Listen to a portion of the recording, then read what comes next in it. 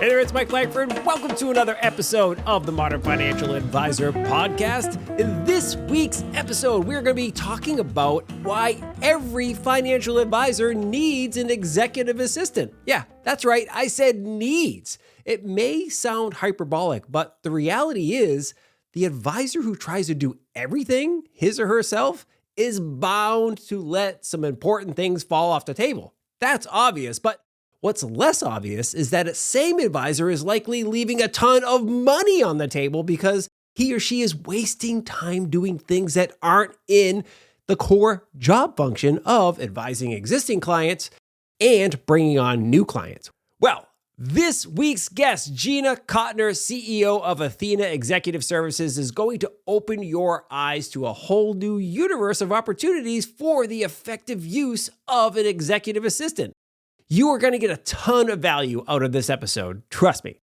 Okay, before we get rolling, make sure you subscribe to the podcast on Apple Podcasts, Spotify, Google, Amazon, the YouTubes, or wherever you like to get your podcast jam on. And if you have a question or a suggestion for a guest or a topic for the show, hit me up. I'm at Mike Langford basically everywhere, or you can swing by finservmarketing.com/podcasts and Modern Financial Advisor Podcast. Or, by the way, there's a new page on LinkedIn for the Modern Financial Advisor podcast. You can go there and subscribe to the podcast right in that feed, get all the updates and so forth, and send your questions there. We'd love to hear from you. Okay, let's get to the conversation with Gina Kotner. Well, Gina Kotner, welcome to the Modern Financial Advisor podcast. So wonderful to see you today. Great. Thanks, Mike. It's so good to be here. I know. Well, I tell you what, I'd like to be there too, because we're on like day 8 of like 100 degrees here in Austin. So I am very envious of you being up there in the Pacific Northwest. So hopefully you're enjoying a little more rational weather than we are here. Yes. You'll make me enjoy this gray, rainy day a little bit better than I might have otherwise. Yeah, that's true. We had one of those like annoying teases yesterday where it got really dark in the afternoon. You're like, oh, it's going to rain. It's going to cool things off. It's going to be fantastic. And it just never did. It just stayed dark and like ominous looking for like 5 hours. So anyway, people don't tune into the show to hear us talk about weather, but if I don't complain to you and the audience, who's going to listen to me? Nobody here in That's Austin. right. They all know. That's right. Anyway, I'm so grateful to have you on the show. I'm thrilled that your team reached out because we're going to be talking about a really exciting topic today that, frankly, I think more advisors should be thinking about this notion of, as I'm going to frame this episode of the show, expanding their capacity, but also their capabilities. So let's kick things off there. Well, let's talk about the power of labor leverage in business. If an advisor is working solo and does everything, he or she simply has a job they own. And frankly, that's a lot of advisors, right? That they are just solo advisors.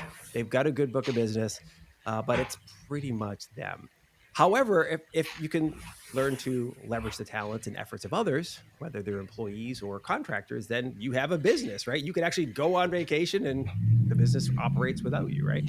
So I imagine some of that concept is in the value proposition that you use to describe the power of leveraging executive assistance by financial advisors.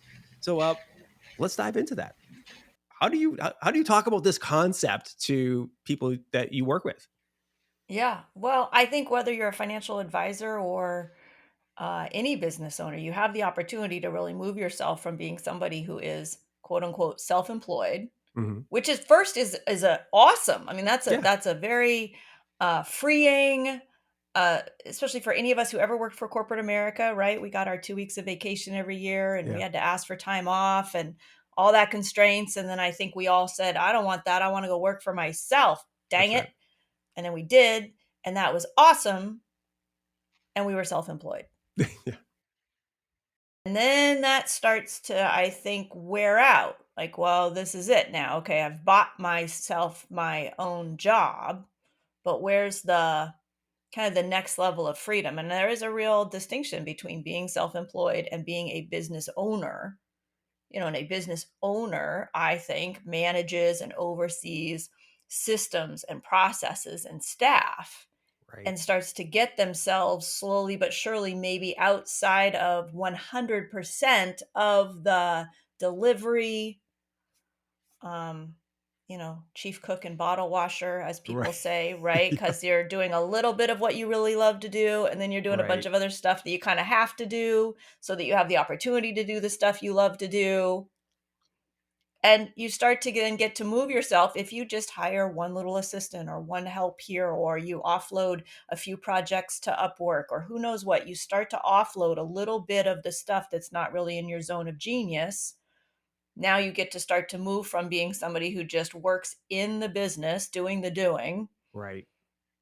to being somebody who can work, on the business and actually growing the organization. And then that opens up all kinds of other pathways. Right. Well, what I love about what you talked about there, because you touched on something that I think I just glossed over. It is, it could be quite weighty when you're responsible for all of the things, right? Versus, so I was talking, like, oh, expanding your capabilities, you can grow more, you have a business that operates with or without you there. But you brought it, I think, a little more home, frankly, is that, as an example, I remember when I left Fidelity Investments to go out on my own. And the first time I ran out of toner, and you're just like, or printer paper or something like that. And then I realized, oh, there's no supply closet here. Like, and there's no, assistant or office manager who makes sure that the supply closet is full with all the things that the people who work on the floor need. And oh, I'm going to have to go to Staples or online order or whatever. And I think that happens to a lot of people, right? They leave corporate America. They start their own thing. To your point, it is wonderful to feel like you control your own destiny. You control your own time, but there are some constraints that come along with it if you're not careful. And as you're describing, you can open up a whole new world for yourself if you can learn to leverage other people. Yeah. Yeah, and it's lonely.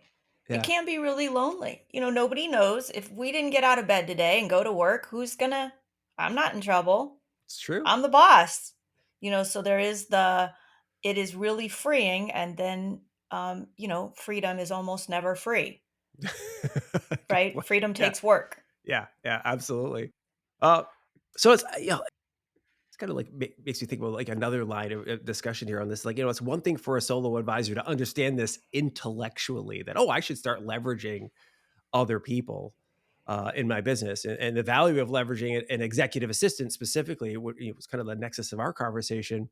But I think it's often relatively difficult for someone to learn to delegate tasks and processes to somebody else, right? Because you mentioned the chief cook and bottle washer phrase, but it's like there's also things you learn to do that you're kind of good at. And maybe when you first start your business, you have to out of necessity. You don't have a budget to hire somebody else to do it, and there's not that much work anyway, so you might as well do it all because you're just starting out. But as you look at things when you see advisors or other business owners starting to, okay, I'm going to work with an executive assistant. I'm going to leverage other talents. What are some of the core pain points or kind of sticky tasks that you see from financial advisors that hold them back when they first start using an executive assistant? Yeah, I think it's what, holds a lot of people back. I can do that better myself. Right, that's always a tricky one. Why should I pay for somebody to do something I can do? Why should I pay somebody to do something that I'm gonna do better and faster, for starters? So, it all has to do with an investment in your future. If you want to be the one, for me it was invoices. I went on a trip to Maui with my friends, and I said, I I have to spend tomorrow morning sending out invoices. And I was sitting in Maui on a lanai of this beautiful condo, and I said to myself, I am never going to Maui and sending freaking invoices from the deck of a condo ever again. I don't care what that takes. But that was for me, like that's just what I did. I had to send out invoices, twice a month. And that was something that took me a while to be like, okay, that's going to be one of the first things I'm going to let go of. So, what's Interesting. always tricky, I think, for people is that letting go, and then investing in the time that it takes to have somebody be great like you at it. But what you're investing in the very beginning is who you're going to get to be 3 months from now, the kind of life you're going to get to have, and the ability to go to Maui and not send invoices. So there is the control, right? Everybody's got to learn to let go of some control, let go a little bit of the grip, and let yourself go be the expert in what you're an expert in, and let your executive assistant be an expert in what they're an expert in. And then you two now be in a dance together. Um, I think that in the beginning, a lot of what there is to give away is the management of your inbox, all kinds of the projects and tasks that are just not the highest and best use of you. And I really recommend when you get started with an executive assistant, give them more than you think they can handle. Now, that sounds scary. You could start the other way. I'm going to give you a little bit, see how that goes. I'm going to give you a little bit more, see how that goes, give you a little bit more. Maybe you start off that way in the first couple of weeks, but then pretty soon I give people way more than I think they can handle because I like to see how they manage it. It doesn't all have to get done by Friday, but here are 10 things Right. I need you to go to work on. And then you start to find out what their zone of genius is, which is really exciting because then you realize, oh gosh, you really like doing that? God, I hate doing that. Okay, you are forever going to get to do that, you know? Yeah. I That's a really interesting angle there of, and I'm glad you kind of like phrase it in this discovery zone at the beginning of like try to this, because look, there are things that I know can use myself as an example. There are things that I know I'm really good at, but to your point, it probably is better for the business that somebody else do that thing, right? In the long term, if you could envision and sit down and write down, like, imagine if this business was 100 times bigger than it is now, would the CEO of this company be doing that task? And the answer is no, of course not. The CEO of that company would not be diving in on video editing or audio editing or whatever, even though he can do a really good job of that. He probably wouldn't be doing this, right? Okay, but you are still doing some of the video and audio editing. Why? Right? Why are and I like the fact that you said just dump a bunch of stuff on somebody. Do you find it's really important to also tell the advisor, hey, you're going to dump a bunch of stuff on somebody, but let them know why you're dumping the stuff on them? Like, this is part of a discovery zone here. Or is it Yeah, like you yeah, find out after? Like, because I think what I'm wrestling with, and maybe others who are listening are wrestling with it, is we're emotional people. We all have our anxieties and our foibles or whatever. Uh, there might be this nervousness, like, well, the work's got to get done. Like, what if I dump a bunch of work on this person and they can't get it done in time, or they do a poor job, and then I'm gonna be whatever. Or what if, hey, I really like this assistant that Gina introduced me to. I want to work with this person for a while. What if I scare them off by giving them a bunch of work that they can't handle? Like, how you get where I'm going with this? Like, how do you help yeah, get through the early phases of the relationship to make sure that it's productive? yeah, yeah. Well, we have really highly trained EAs. So we know that the EAs, the executive assistants, know way more about their job than you do. So somewhat it is you're paying a firm like mine versus going out and finding, I don't know, your niece or your cousin or somebody on Upwork or whatever. You're paying a firm to give you somebody who's got a high level of business acumen, who's going to be straight with you and professional with you and say, okay, Mike, great. Thanks for giving me those 10 things. A good EA is going to say to you, all right, let's talk about the priorities of these. Now, you've only hired me, Mike, for say 15 hours a week. So I also have got to prioritize what you gave me. And I'll ask you. Now, when you become a really strong delegator, you'll get better at this. But in the meantime, your EA is going to be better at extracting good delegation from you because you're not a good delegator yet. It's okay. Yeah.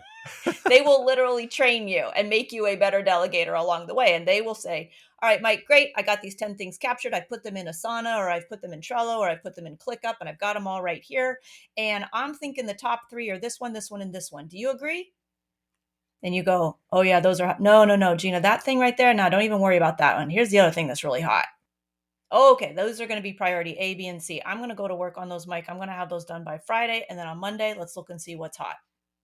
A good, strong EA will drive the bus, which should make you be able to relax a little bit and go, yes, no, maybe, yep, okay, good, great. Let me know how that goes. Talk to you tomorrow. And I find I'm a great leader, but I love being led. And especially if I'm paying somebody. I'm like, I'm Right. paying you. You lead me. I'm not paying you to ride my brain coattails. And it's a dance because you are going to have to teach them some things that they've never ever done before. But what you teach them in that first month, you're never going to have to teach them again. Next month, they start to know a little bit more of Mike's priorities. A little bit more, a little bit more. Pretty soon, 3 or 4 months in, you give them 10 things, they know. They know what's hot, they know what's not. It gets very fun.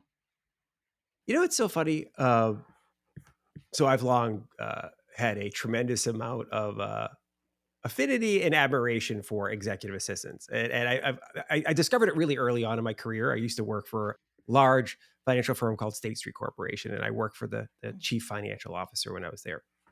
Not directly for him, but I was in his organization, kind of like the step below him, whatever.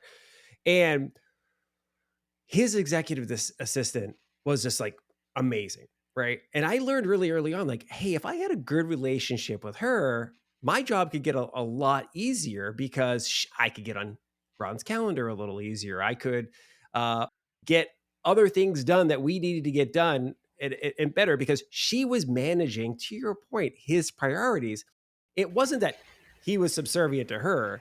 He had trusted her. He had empowered her with certain things to get done for him so that he could now focus on what was most important. When you're the chief financial officer of a Fortune 500 company, the last thing you want to be doing is thinking about your calendar, or the priority of replying to the 800 emails that are in your inbox or whatever, or the 26-year-old kid who's coming to ask questions.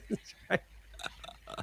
Um, how does that work? I mean, how does because I think there's almost like some magic to that. I know it's not magic, but like how do you get an advisor to truly appreciate the fact that turning over some control, if you will, is a really good thing. So I guess we're leveling up from the letting people do tasks, but now I'm actually going to give you power technically over me to some extent. Like you're going to actually have some power over my calendar. You have some power over like what I focus on. How do you help them get there? Yeah. Yeah. Well, you tell them, just start. Just start. You're going to start it's like wading into the pool. You start wading into the pool with your executive assistant. At any time, you can give them more or pull back more. And that's what I'm going to say. In that first few weeks and in the first month, that's what you're going to sort out. You're going to give them, you know, too much room to move and then too little room to move. And you'll find the middle ground and you'll find your own comfort zone. You might say, okay, I'm going to give you power over these three things. Okay, good. And then I know I'm going to feel good and I can trust now. I can give you more. And you've got those dialed in, they're under your belt. You can kind of do them with one hand tied behind your back. And now it's time to give you some more. So everybody is going to be a little bit different. It is a real test, I think, of trust on both sides because they're trusting you, you're trusting them. They're trying to figure out how much they can trust you. And my biggest recommendation is in the beginning, talk, communicate way more than you think you need to. Way more. Because you are starting a relationship. And at the beginning of any relationship, things are dicey. You're trying to look good to them. They're trying to look good to you. You're trying to seem like the best boss ever. They're trying to look like the best EA ever. And they don't want to tell you this kind of thing just sort of happened, but it didn't quite go the way she wanted. And now, are you a safe space that she can go, Mike, listen, you know that thing I said I'd do by tomorrow? I got halfway there and I got completely stopped. And this thing is really jacked up. And here's what I'm going to do about it. And if you are like, great, thanks for letting me know. Or if you're like, what? Right? So it's going to be a test of, how great can you guys communicate not having known each other, having never dated. Yeah. And you want to bypass that honeymoon phase fast. And how you do that is way more communication than you're used to. So even if you go, "Oh, I think they're doing fine. I don't need to check in." Check in. Yeah. Check in and just be a space. All you got to do is just be a space and go, "Hey, Nathan, do you need anything from me? I'm driving to the dentist appointment. I thought I'd call you and just see, do you need anything from me?" Nathan goes, "Oh yeah, I'd like to update you on this and I'd like to tell you that and I had a question about this." Okay, great. So being an opening and a space for communication way more in the beginning. And the second thing I'll say about that is to course correct. So yes, you're going to delegate. Now, if Nathan's doing something close to how you do it, but it's 10 degrees off, you got to let him know, "Nathan, you're 10 degrees off." But you're so concerned about being rude and you don't want to micromanage somebody and you don't want to feel like you're throwing them under the bus and you have all of these honeymoon phase concerns. You got to let those go because Yeah. again, you're investing in the life you're going to get to have 6 months from now. And if Nathan in the first 3 weeks gets things spot on cuz you've been correcting the course he's on, whoo, you guys are going to be so productive in a few months. I love it. I think what you just described there, it's important, like no matter what the relationship is, obviously, whether it's an assistant or a new team member who's like a junior advisor or whatever in your business. But I think where it adds an extra level of importance to what you were just talking about there is we're talking about part-time, not part-time, whatever, fractional administrative I mean, I guess maybe some of these might be full-time. I guess it depends upon the relationship they want to have through your firm. But for the most part, I would imagine they're fractional to begin with, right? Right. This is not somebody who full-time works for you, who's sitting outside the door in your office. And even if this was a full-time person, we're increasingly moving to a world where people work remote, right? Like where, hey, you might Right. be working from home and have an assistant who works from his or her home as well. Frequent communication matters, especially when you're developing a relationship. If you worked right outside my door and I was seeing you every day and you were coming in and we're having a meeting every morning about what the day looks like and this and that, that relationship acceleration would happen great because we have lots of physical, interactions. Uh, but when it's like somebody who's an email away or a phone call away or Zoom, however you're communicating, you got to make sure those happen, right? To make sure you have a vibrant working relationship. Yeah. Yeah. And I think just set yourself up in the beginning with regular meetings. For sure, we're going to talk Monday, Wednesday, Friday at 9 a.m. Like there's some for sures that we're going to talk. And then how are you reachable in between? And again, a good EA is going to know whether or not to text you or interrupt you, or whether or not, I can just hold that till I talk to Mike next. I'll bring that to him next time we talk. I don't really need to actually interrupt him. Because again, they're trying to protect your time by taking things away from you that are not the best use of your time, but also leaving you alone to do what you're amazing at and not interrupt you as well. So I would set up some structures for communication that really work and then let them know how else to be in communication. Do you like texts? Most of my staff knows, just text me and say, "Hey, I want to talk to you sometime today." Okay, good. And if I can't, then we do a lot of audio messages on our iPhones. Yeah. We just so I can hear people's voice and they can hear my voice back and forth. Of course, we have Slack. We have so many forms of communication. So, It is funny.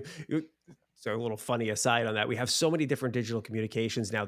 I always tell people like, be flexible because your client or your coworker or whatever, sometimes they're just going to hit you on the one that they're on, right? So if they're yes. at their desktop, it's much more likely to be Slack. If they're on their phone, it's going to be text message. Sometimes you might get a Facebook message or a LinkedIn message. You're like, all right, here we go. Does it really matter? Did you get the message? Like, now I get it if you're in the advisory space, there might be some channels that have compliance uh, supervision happening on there and they're getting archived and so forth. So you might want to say any type of client communication or relate anything that's related to client communication must happen on these channels or whatever. But as a general rule, be flexible. Uh, Yeah. let's get into something that I think is probably rattling around in some of our audience members' brains as they think about this. Because over the last several years, many financial advisors, like any other business owner, have embraced digital tools like online calendaring solutions, automated marketing solutions, CRMs, and even automated portfolio rebalancing and client billing solutions. So you mentioned that whole invoicing thing from Maui. Many advisors are like, "What are you invoicing? That just happens. I don't have to worry." But uh, recently a whole new wave of what are called generative AI tools like Chat GPT have cropped up, and many are predicting that it might replace a lot of human jobs that center on completing repetitive tasks. So, how do you see the role of a human executive assistant fitting into this new digital frontier that we have? I mean, obviously, a lot of that stuff I described is already here. So, how is it fitting into an advisor's business now that all these digital tools are available? Yeah. Yeah. Well, I think for executive assistants, because it has been happening, the calendar tool in particular, right? That was a big assistance job, getting everybody on the calendar, getting everything sorted. Now you can send somebody a link, they can get on there. Now, there still are generations that don't want to do that, right? You still, advisors are still, dealing with, Aunt May in the middle of Utah who's, not going to click on a link because she's not too sure what's going to happen afterwards. So that's fine. So we have a little bit more of that generation to take care of. But it simply has elevated, I think, what an executive assistant does. So just with calendaring, you can have all kinds of people get on your calendar without your executive assistant. But I think it's really useful to have your executive assistant take a look every Monday at, say, the next 2 weeks and look and go at the whole of Mike Langford's schedule and go, is this a schedule that Mike's going to love? That he's going to wake up and be like, I am just going to be amazing every day? Or does this look like a schedule Mike's going to have to tough it out, survive, and I don't know, go back to his family at the end of the day exhausted? So there's the what I might call calendar proofing, which is and it's just going to keep happening. Like let's just say you use Chat GPT to write a newsletter. Okay, well somebody's got to go in there and proof it and fact check it. And like Right. it's not like the work goes away, the work changes. The amount of time, what your time is going to be used for in, say, writing a newsletter. If you have Chat GPT write it, it's not like now there's nothing to do. No, there's something different to do. Right. I I love that. If I don't think, first of all, we're in a relationship based business, right? And so these tools are going to help, but like your clients want to deal with you as a financial advisor because you are a human financial advisor, right? Like they can go and find a robo advisory tool, some sort of tools online that says, give me a balanced portfolio. Those exist, right? So, but why are they still working with you? It's not that they're unaware that these tools exist, that they could go to any of the large financial firms or any of the fintech startups and get kind of a similar portfolio, believe it or not. They're working with you for other reasons. They want to have the steady hand at the wheel. They want to have somebody who can answer their questions. They want to have somebody who can anticipate the questions to ask about the future. Like, oh, we just found out that we're expecting a grandchild. Well, great. Let's talk about that. If you're, the client and the advisor. Well, I think the same thing is true here. You mentioned calendaring. Like, yes, an advisor can have a calendar that people can click on, but occasionally somebody sends the advisor a calendar link, and right, or we're going to have a meeting with, okay, my client just told me he's going to be a grandpa. Wow, that's wonderful. Would you like me to talk with you and your son about, and your daughter-in-law about like what options are available for college planning? Start that. Or, well, now we're coordinating 3, 4 different calendars. To your point, right? Like that gets dicey quick for the tech, right? Yeah. So a lot of Yeah. white gloveness, if you want to call it, I think is available here. Yeah. And you guys, more and more have got to prove your worth in your relationship, right? I like that my financial advisor understands the whole of my life Right. and can be like, okay, how is your business and how's this property and how's that rental and how's this? Like, I don't think of the whole of my life until my guy gets on the phone with me and kind of makes me think about the whole of it. And I go, oh, yeah, okay, that's the whole of it. But the quality of your relationship with your clients can also be elevated by all those little touches you want to do or you're thinking you would do, but you don't have the time. So I don't know, do you want birthday cards to go out every birthday? Do you want them to get a, yay, I'm so glad your son got into Stanford note? Do you know the kind of dog they have? And do you want to do something cool around that? I mean, there's so many cool little you're important to me touches Yeah. that I think a lot of advisors want to do, and I don't know that they get around to it.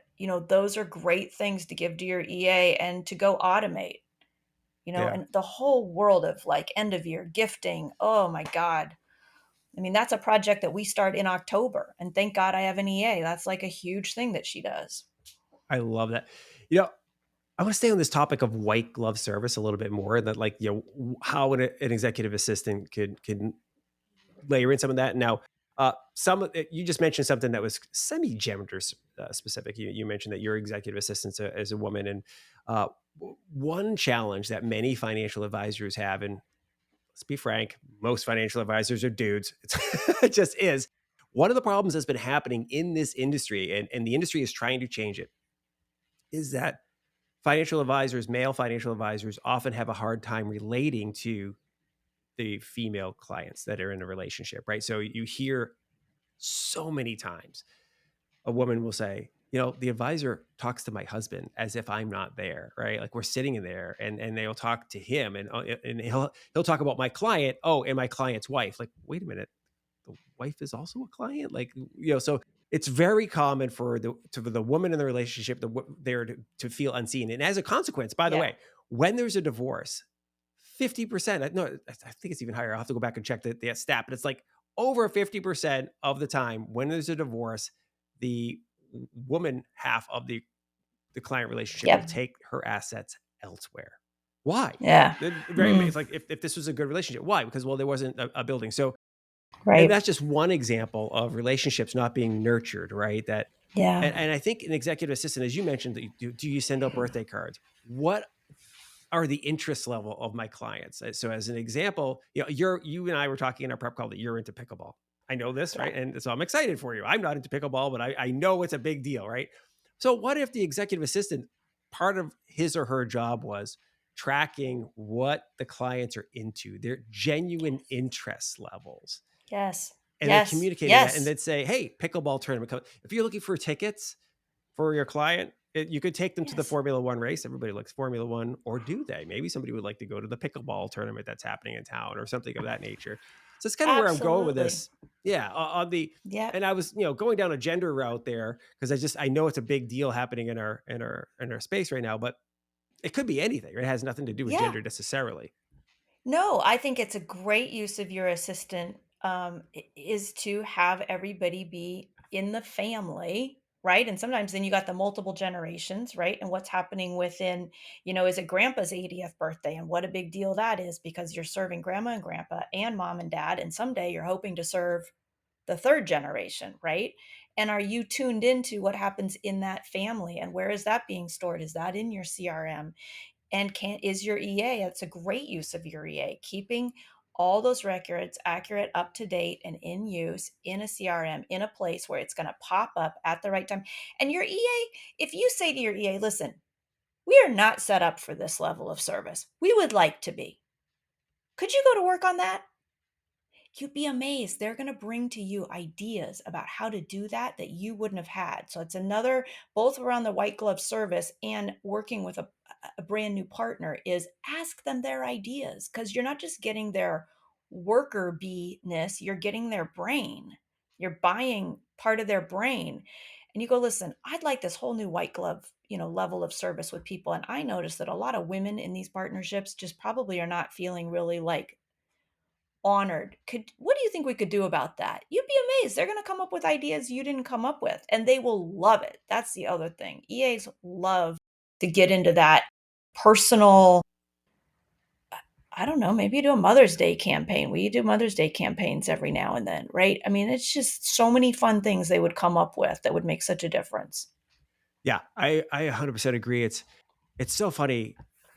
I love this line of exploration, because we started this off with very task oriented type of conversation, like, oh, what are the things that you do, billing or whatever, that you find to be a pain in the butt, or you can do but you probably shouldn't be doing, or whatever. But now we're talking about, I think, growing the business in a way, making the business more meaningful for the client, right?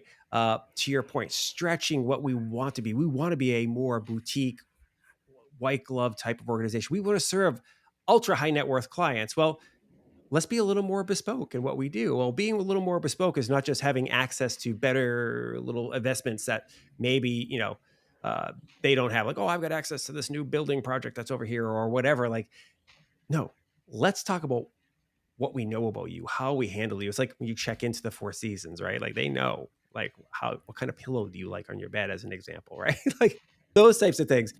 And here's the thing.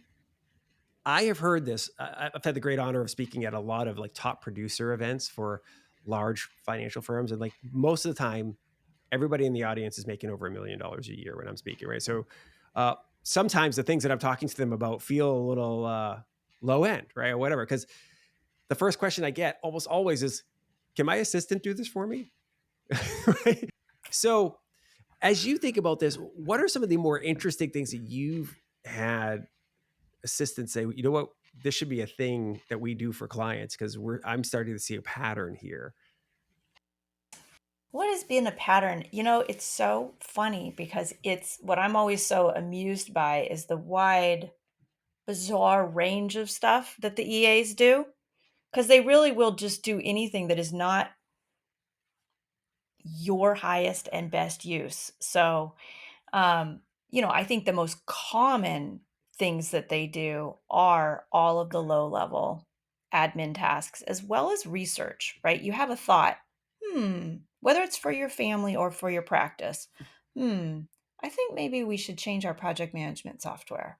Hmm, could you go to work on that, Nathan? And Nathan goes and does some work on it. Now, Nathan doesn't necessarily know the whole entire, he's not going to do every single step, but it gets that initial thinking done.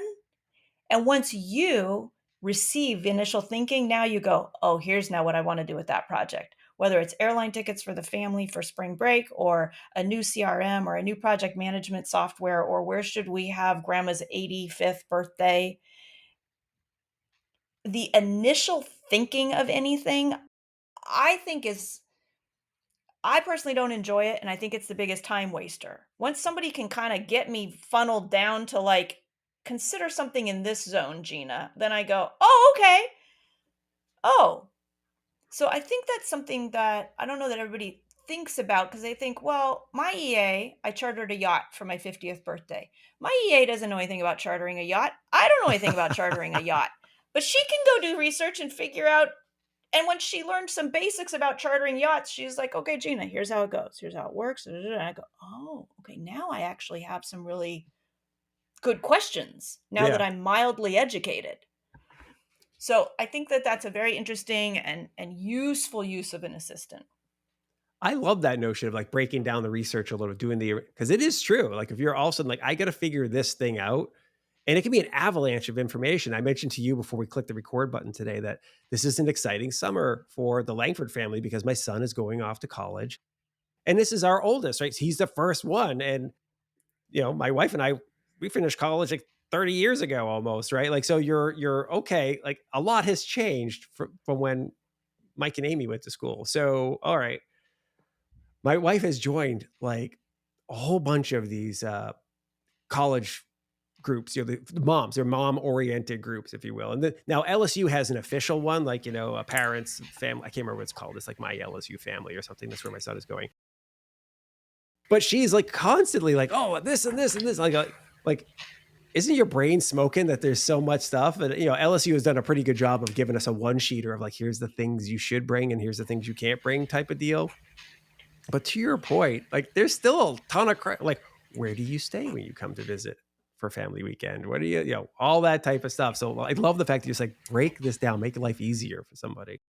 Yep. My EA was just doing standard airline ticket research the other day for a wedding in Florida. I got to fly kitty corner all the way across the country. And I said, maybe I want to use points. Maybe I want to use money. She was, you could do this much money. You could do this many points with money. You could do da da da. And she gave me all this stuff. And I started to swirl a little. And I left her a text and I said, I'm swirling. So she sends me back this email and she goes, here's your best bet. I was like, thank you. Doesn't necessarily mean I'm going to agree with her, but I trust her. She's been my EA for 4 years. If Corrine says this is your best bet, I'm pretty much going to line up with it. And I looked at it and I go, oh, okay. And I mean, okay. Yeah, I like that. Do that. But I appreciate her saying here, like, you tell me. It's not that I'm dumb. It's not that I can't figure it out. It's that I don't want to think about points and a flight to Orlando. Somebody else do that thinking.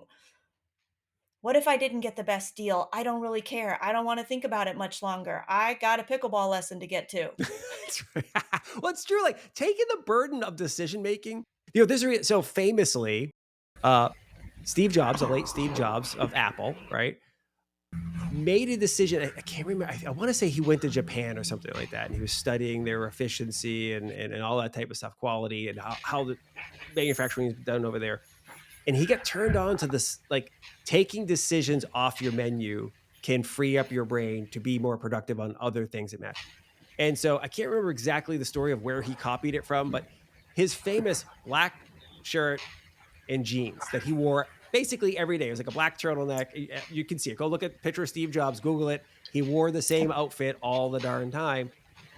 The notion that he woke up in the morning and went to the closet and knew what he was putting on today, and he did not have to spend 15 minutes thinking, this one, blue one, red one, what, like, just nope, this is what I'm wearing today.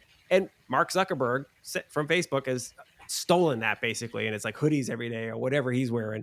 And I do think there's something to that, taking off mental cycles, right? Taking them out of somebody's head and helping them out. So travel, by the way, talk about travel. My God, I got so much travel, and that is a bane of my existence. Trying to figure out which flight, what Yep. time,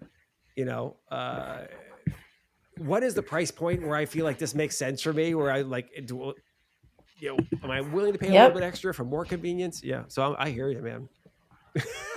Doesn't have to be the best deal. Anyway, so I know we're getting close to the end of our time together, but I wanted to make sure we covered some pieces that are more tactile in terms of getting the ball rolling, if you will. Because I suspect if somebody's at this point of the podcast, they're still listening, either they're trying to get the most out of their executive assistant experience, or they're like, I've been kicking this around and I think I'd like to do this. I just don't know where to get started. And I don't want to make a mistake when I get started. I want to have like redo this over and over and over again. So let's talk about the process of getting rolling. How does a person get started, and what can they expect in the early days? Like, yeah, take me through the process. What are your kind of top 3 things you think of, like, for getting the ball going? Yeah. Well, there's where to find one. Okay. So, I mean, obviously, I love what we do at my firm. We are a US based agency. So there's that realm inside of which to go hunting, you could say. So there's a lot of US based agencies. And they will do a lot of the groundwork for you, right? We've already done the vetting, the screening, the developing. We interview you, we interview them. We go, yep, we think Mike, the person for you is Allison. Here you go. So that's a huge project right there that you can offload to an agency. Now, the in your guys' highly regulated industry, that's pretty much what you need to do. If you weren't in that, I'd say, yeah, you could go shop the Philippines, right, for $6 an hour or what have you. Or you also could find just a solo freelancer who's just sitting at his uh, dining room table in Kansas City. And they would be like the perfect person for you. And they're going to cost a lot less than a US based agency. And you're going to have to go find them. So that's kind of the needle in the haystack. So that's where you go about finding them. Now, once you get started, for us, every one of our executive assistants has a performance coach on my staff, on our team, because the most important thing is getting that partnership up off the ground. And it like blowing up a balloon, in the beginning you got to puff and it's a little harder, and then the more it's blown up, the easier it is to keep blowing up. So we've got our performance coach involved with our EA. We've got our client care manager involved with Mike to get this whole relationship up off the ground. So we will probably say to you, Mike, you want to start your list. And anybody listening to the podcast right now, you can just start a log of what are those things that I do every day that I wish I was not doing? They're repetitive. They're common. That if I had an assistant tomorrow, boy, those would be the first 3 things I would give that person. Everybody should start that log. And then in the beginning, you're just going to start delegating, right? You're going to start delegating what you feel the most comfortable delegating, or the stuff you've just been wishing, hoping, praying someday you'll never have to do. It could be something tough. You might start, there is an argument for start with something that's tough, but that you just are like, dear Lord, if I could just, I'll invest a month with this person if I could just stop having to do this. That's valid. And another one could just be all the low hanging fruit, the birthday cards, the CRM updates, the deleting from emails that you don't want to receive anymore, the calendar proofing. You could start there as well. So that is right, kind of how you get that off the ground. And then again, you course correct, communicate a lot and course correct. And your EA, if they're good, they're going to bring to you tools they want to use if you don't have them. A project management tool. Where are we going to keep track of our projects? Do you want to be able to see the 15 things you've delegated to me? Do you not? Sometimes I'm like, no, just text me every Friday and tell me what's happening. Love Right? it. So you guys will work out how your relationship gets what really works for you and what really works for them in the first couple weeks, for sure. It's fantastic. How does somebody go about figuring out how much of an executive assistant's time they're going to need, right? Yeah. Obviously we're talking fractional executive assistants here. We're not Yeah. talking about hiring an FTE who's going to be Yeah. working in the office with you. How do you suggest they go about that? You talked about some of the things that Yeah. to start the process of like, hey, here's what you're gonna need. Do you work with somebody at the beginning, like, here's how much you're going to need, here's how Yes. much is basically going to cost you? If you have a Yes. more limited budget, let's start here, like prioritize and these other things. Yeah. So we will, our client care manager will give you a questionnaire and you'll fill out that questionnaire. And that questionnaire helps you sort out what should I be delegating? Would there be the ROI here? Then she offers a consultation session basically. And she's like the doctor, you're the patient with the symptoms. And she will say, aha, all right, you have this symptom, and this symptom, right? And we've done this for years. So we go, okay. And you might have a sense, and we have a sense. So we put our sense with your sense, and we go, okay, now our minimum is 10 hours a week, and tons of people start at 10 hours a week. And I don't even mind recommending that because honestly, what you get out of your assistant in 10 hours a week in the third month is very different than in the third week. So I tend to say start at 10 or 15 hours a week. And you might just be happy there. You might just settle in and go, that's amazing. That gives me exactly what I want. That's a good price point for me. I'm going to stay right here. You'll also notice their capacity. They get bigger, better, faster, stronger in that same amount of time. Then, of course, you might get to the point where you go, all right, we've kind of maxed out. I can see what I'm getting now, and I want more. And then you might say, okay, I need another couple hours a week. And we grow from there. We can often sense in the beginning, you know what, Mike, we think you should start at 10 and you might end up at 20. Okay. It makes a lot of sense because it's, especially for the person who doesn't know what they need yet. Like, Yeah. okay, we're dipping our Yeah. toe in here. As you mentioned at the top of the show, some of this is going to be discovering what you need, discovering what it's like to work with you, discovering how easy it's going to be to have you let go of things and delegate versus pry them out of your hands. Yeah. Right? And I'll tell you one surprising thing that's been happening is I think some other firms do this, but we will also allow you, if you decide at a later date, to hire them away and become your employee. And I don't market this a lot like a try before you buy thing, but people use us for that. And it's turned out really well. I mean, I just had one of our contractors call me today because she's been with us for 3 years and she was a little nervous to say, but I pretty Oh, much knew why she was calling. She's yeah. like, they want to hire me away. And I said, you guys have worked together for 3 years. They really should hire you away, Yeah. Yeah. like as much as I've loved you. And, and like in any contracting company, the client pays us a fee and Sure. they take that and they ride off into the sunset together, and it seems to be happening more and more. And Yeah. I don't mind it. So anyway, that's a whole other option. That's wonderful. That's fantastic. They dated for a while and now they get married. It's all good. Exactly. That's great. Exactly. I love it. That's fantastic. Well, Gina Connor, this has been fantastic. I know people are going to want to follow up. So they can go to athenaexecutiveservices.com to learn more about the business. Where else do you hang out in the world? Can we find you on LinkedIn and Twitter and all those types of places? Where's the best way for people to follow up? You can find us on LinkedIn, Facebook, Instagram.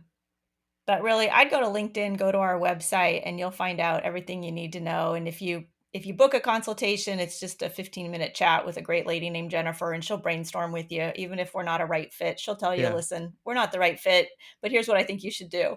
That's It's awesome. good. It's fantastic. Well, this has been wonderful. I've loved having you on the show. I'm sure I'll be reaching out to you again, like, hey, come on and talk about this other topic. I think it'd be really good.